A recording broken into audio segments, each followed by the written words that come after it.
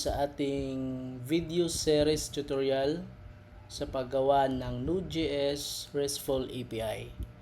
So this is a JPEG programming tutorial. Sa video na to ay tuturo ko sa inyo kung paano gumawa ng RESTful API using Node.js. This is a step-by-step process.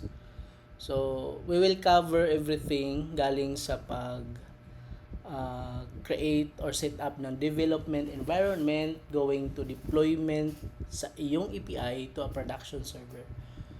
So I believe na by the end of this tutorial, magkakaroon ka ng solid understanding of how to build a robust API sa Node.js. Pero before tayo proceed sa ating tutorial, you must have at least a basic understanding sa JavaScript o basic knowledge, fundamental knowledge lang ang kailangan natin.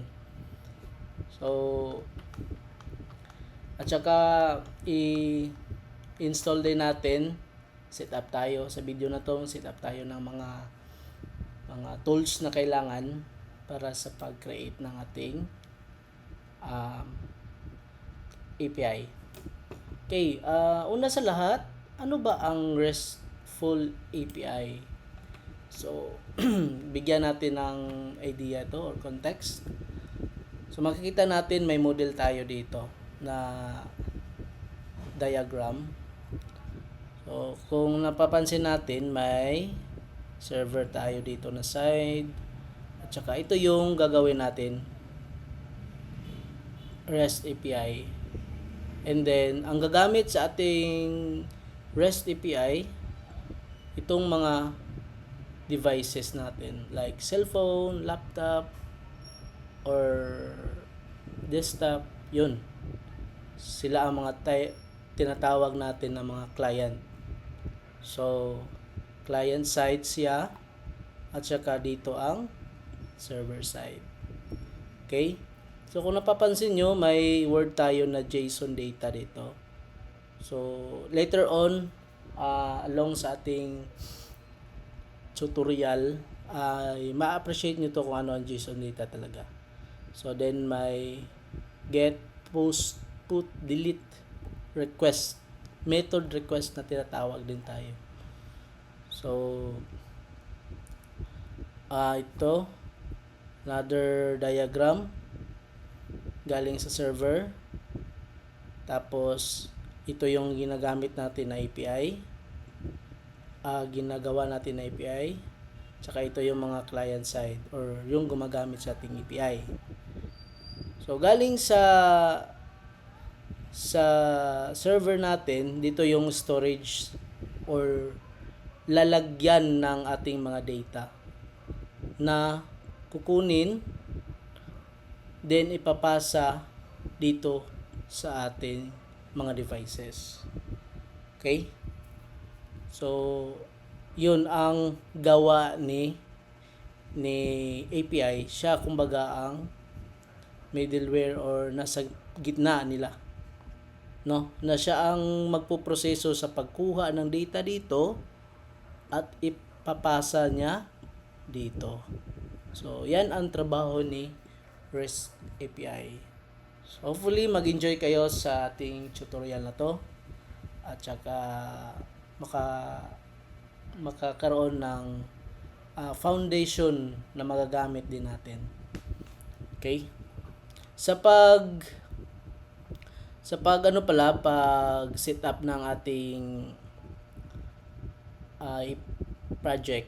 So, una sa lahat, so create muna tayo ng folder muna dito. Okay, create tayo ng Node.js API. Okay. So dito natin, by the way, from the scratch talaga ang gagawin natin, no?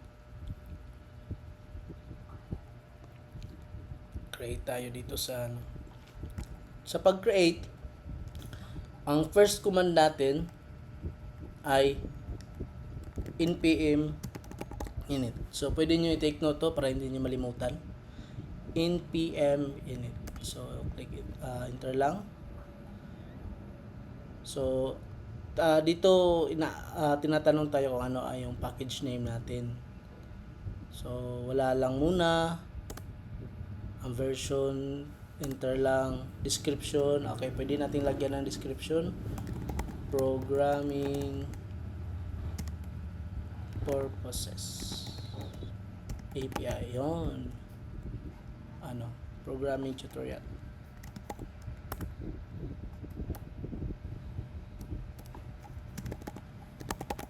Ayan, so ito kung follow lang ang instruction natin dito, step by step lang to, and then entry point down natin, kumbaga doon kung saan unang i-run na file sa ating JavaScript ay index.js. So okay na ako nito, pwede din natin tong palitan, pero since okay na ako nito, click natin index. So test command wala sa muna, get repository wala sa din, keywords wala, author gpet.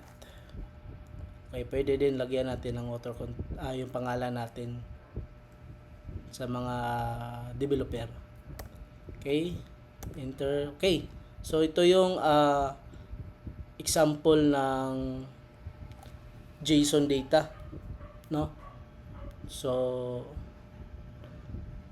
ito yung nabanggit ko kanina na JSON data. So ito yung example, pero later on mas ma-appreciate pa din natin to kapag gagamitin na talaga natin. So okay na tayo sa information.